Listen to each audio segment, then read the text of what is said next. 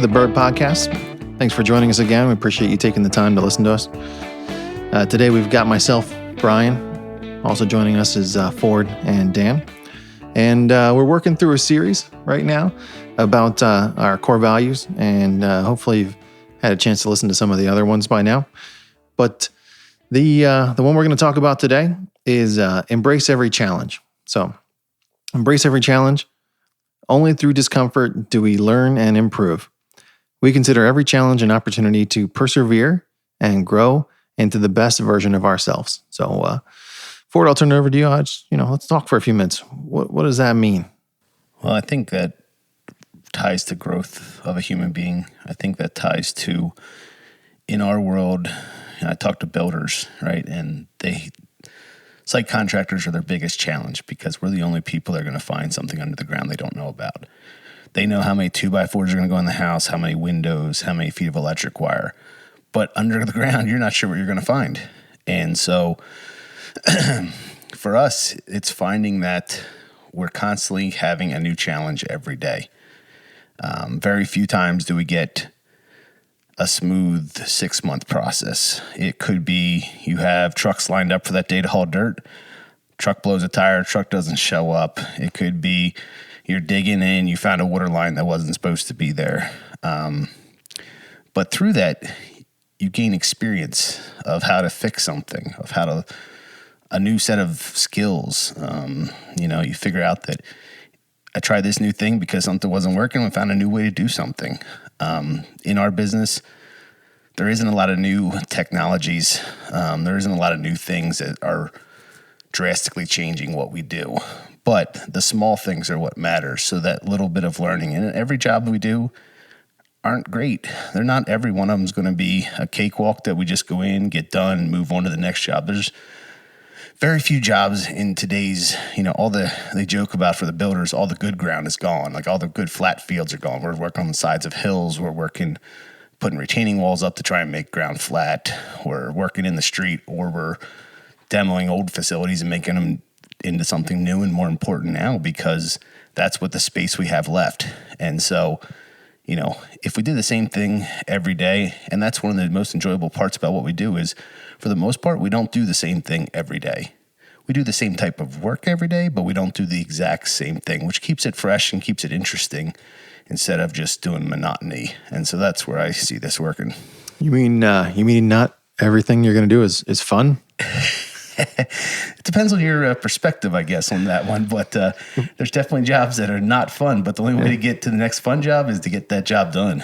Well, and sometimes you find joy or success in the process, right? And the final product, getting through something that's challenging. What you said there reminds me of something that Mike Rowe had said before, right? He said, you don't chase your passion, you take your passion with you. So a lot of people think that they got to chase something that may or may not actually exist. And by chasing passion, it means you always got to be happy. But there's a lot of joy, a lot of happiness in something that's earned and accomplished and that you got to fight through sometimes. So that's good. I like that. Well, it's funny. I wasn't going to, I couldn't have possibly fathomed I'd talk about this on this subject, but I mentioned it to you, I think, and Ford this morning. We were pulling weeds in my house, and I told my girls they're going to help me pull weeds because that's what I want them to do. They got to work a little bit. And Charlotte, my daughter, told me that it wasn't entertaining.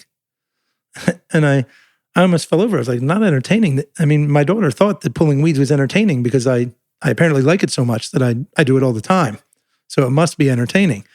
And it just sort of struck me. Yeah, it just sort of struck me. By the way, side note, I hate pulling weeds. All right.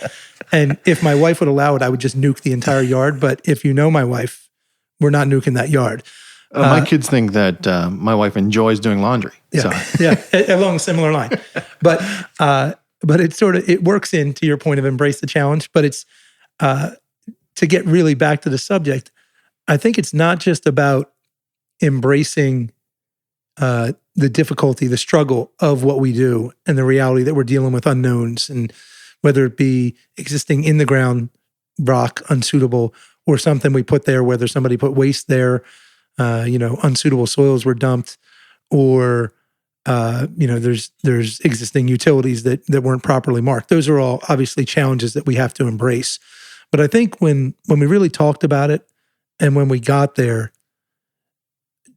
I mean, truthfully, like Tom Berg comes to mind. You know what I mean? Like that's what we're talking about. I'm talking about we would just run into stuff and go away from the dirt world and go to snow and say like, we would say like, okay, well, how can we possibly solve this issue? Like this is a problem. Like one that comes to mind for just remember back in the day, we were trying to figure out how we could clear a curb line more quickly. And there was one way, and that's you give me a plow truck. I drive like 45 miles an hour with the plow riding on the curb. Jersey in the house. Jersey in the house. Tom Berg has a heart attack because I'm going to break everything, including myself. But the curb line is cleared if you throw enough saltwater brine over the top of it. So Tom was struggling with it. And one day, I don't even think me or you or I were there, but Tom decided he would just take a plow or a pusher box. I don't even remember what it was. And he just took a torch and just cut a 8-inch reveal out of it. And he was like, what if we just ran along the edge with this? And it was a crazy idea, but it did work. And then eventually someone, clever enough and more desiring of apparently being wealthy came up with the idea to make some of these pushers that articulate and move around. So because of that, then we went to those pushers. But that's really what I think we're talking about is as a company, we want to take a challenge, something that's in our way, and say, what's the best possible way we can solve this problem so that we get to the end? Yeah, and I think that boils back to right now, the labor market is a challenge for every company out there. I don't even care what industry you're in. There's just lots of work out there and only so many qualified or people that are interested in doing it. And for every company, that's a challenge. And I was actually talking about it this morning. I said, I go talk to other business owners and all they do the whole time is just complain, like just, I can't get anybody to work, whatever. And I just said, I'm done with that. We're all in this room, just got 20 plus years left of being in this business. We have to figure it out. We have to come up with a solution. Sitting there whining or complaining is just not a challenge to deal with. I mean, it'll be a headache. I always talk to people when I was running crews in the field, and I was always like, listen, when you call me, I don't want to know what the problem is. The problem has already happened. I want you to give me 3 options to how we can get to the other side of it. They might or might not work, but just go ahead and use your God-given brain to try something new. Maybe you've never done it before. Give it a try. Flip the bucket backwards. I'm not sure what it is, but the problem has already happened. We can't worry about that anymore. We need to find solutions. That's what we are paid for. That's what, in general, that's how we move forward. And then I joke about it all the time. You have a problem on a job site. First week, it's like, oh, that's really terrible. By about 6 weeks later, it's a story. And by about 2 years later, it's a funny story. Just because you're in the middle of it, it's stressful, and you're like, oh, how are we going to get through this?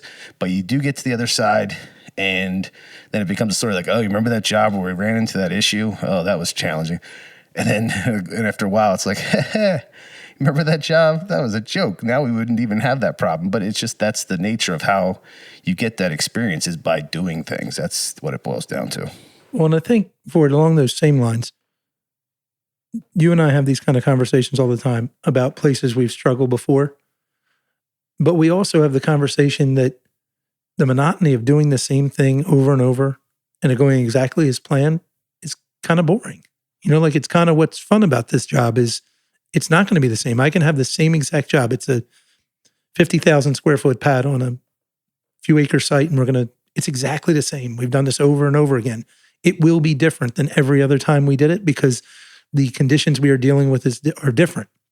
And the reason that I think we try to go with the feeling that then these guys who can come up with sayings and clever wording got to embrace as the word is because we actually like it. You know what I mean? Like at least for myself, when it's easy, that's great. But when it's challenging, when you're standing there and you're trying to figure out how to get something done, convince someone that this is the way we should do it, provide a solution to a client or an engineer, that's exciting. It's fun. You get to be engaging. And so it's not just finding a solution, which is important to us. It's embracing the opportunity to find the solution. And that's what I know for myself, and I know Ford, we've talked about it often. That's the fun part. That's when you get to see sort of Ford and I's personality, that we want to get through to the other side, that we want to get to that end zone. So, well, I think even in the one video, Geezy even talks about that. That's one of the intriguing reasons why he's in the construction industry, is that it has the opportunity to allow him to use his ability to see things differently as a solution versus just continuously doing the same thing forever. Well, and I think that the other part about this, there's character building in going through something. So you go through something difficult, you make your way to the other side, you see the light at the end of the tunnel, and you know that you can accomplish things. I think it changes who you are. The next time you're faced with a difficult situation, you can say, well, yeah, I've done hard things before. I can do hard things again. And, I will persevere. I will get through it. I mean, there's a sense that young people don't like challenge or want everything to be easy, or that they only want things that make them happy all the time, right? But some of our hardest working guys are young guys who are not necessarily always looking for the easy road, don't mind putting their head down and pushing through the hard road. And Andrew's a good example of that. Yeah, I think we'll talk about it on another podcast, but it's like, how do you win? Like, that is one of the things that we want to explain to make sure everyone is aware of. And this is one of those times where when we see someone take the bull by the horns, or whatever quote you want to use, and try and figure something out on their own, that really speaks volumes to us of a person. And we have multitudes of those at each age group. But I think that the big thing, as you said earlier, is that a certain age group right now has in general, a bad rap. And while there is people like that, there's people like that of every generation. It's just that it's real easy right now to blame a certain group. And we found some wonderful people in that group, just like we found wonderful people in all different age generations. You just are always looking for the best people you can. You said a funny word there. And you said, winning, the desire to win, right? And how do you create the desire to win? I mean, I think back to some coaching references, and there's nothing that breeds a desire to win more than winning. When you get kids at a young age, from a coaching perspective, I coach high school lacrosse, but a little taste of winning, it's a sense of pride, and you want more of it, and the lessons learned and the hard work it takes to finish something, to win, to see something through. I think that's an important lesson to learn. If you're satisfied with not winning, or you're satisfied with not doing something challenging because it was easy, I think you lose that a little bit. Yeah, I think the participation trophy conversation, that's like a whole nother podcast that we're going to have to take on at some point, just because it is so ingrained in the three of us that, we're different people, but we viciously like to win. You know what I mean? I mean, we're not going to get into it, but the weight loss competition between you and I and Brad, became borderline obsessive, according to my wife. We weren't even winning anything, but it was just, once it became a competition, and that goes back to sort of something I said I thought I would talk about in this one, which is, just be better tomorrow than you were today. So, because if you do that, it sort of goes back to years ago, I had read something that it said that Microsoft could never beat Apple because Apple's not trying to win. Apple's trying to be better tomorrow than they were today. And Bryan, our resident Apple expert, knows I'm not even an Apple fan, but it is accurate. Microsoft's always trying to beat Apple. Apple's just trying to be better. Even if they get ahead, they can't pass them because Apple wasn't even competing with them. So I think that, that could easily be a topic for another day. But I do think that you sort of see how we got to be careful that we don't ramble on in these podcasts if we're going to be on our mission and on our beliefs, because that's how strongly we believe in them. Yep, good. I think that's a great place to end. Embrace every challenge. I think that, as a culture that we're trying to build here, and as we look for new members of our team, We're looking for people who want to persevere, people who want to win. So, thanks, folks. Have a great afternoon.